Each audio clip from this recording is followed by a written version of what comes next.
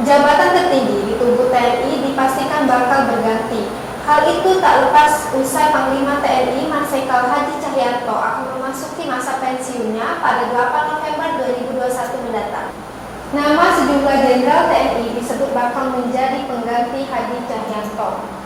Dua kandidat yang santer dibicarakan adalah Kepala Staf Angkatan Darat Jenderal Andika Perkasa dan Kepala Staf Angkatan Laut Laksamana Yudo Margono. Andika dan Yudo disebut-sebut sebagai calon terkuat Panglima TNI selanjutnya.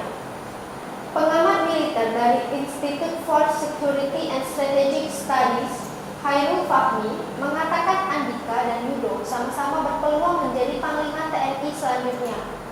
Khairul menilai peluang Andika memang cukup besar, namun kesempatan Yudo juga semakin menguat seiring berjalannya waktu.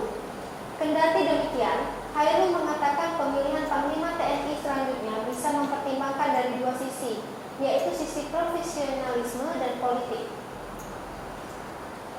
Dari sisi profesionalisme, Khairul mengatakan setidaknya Presiden Joko Widodo harus mempertimbangkan dua hal untuk menentukan pengganti Hadi, yakni soal masa aktif dan kebutuhan organisasi. Dari sisi masa aktif, kata Khairul, masa jabatan Andika lebih singkat dibandingkan Yudo.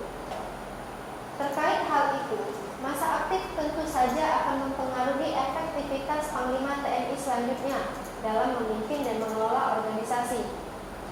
Lalu secara politik, menurut Khairul, Presiden Jokowi membutuhkan Panglima TNI yang loyal, terutama untuk memuluskan agenda politik dan pemerintahan.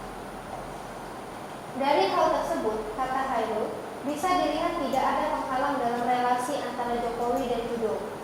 Kendati demikian, Khairul menilai Yudo tak memiliki pendukung kuat untuk menjamin dirinya terpilih sebagai Panglima TNI. Sedangkan Andika dinilainya punya pendukung sekaligus penghalang yang kuat, yaitu sang ayah mertua Hendro Priyono serta pernyataan sejumlah politisi dan tokoh.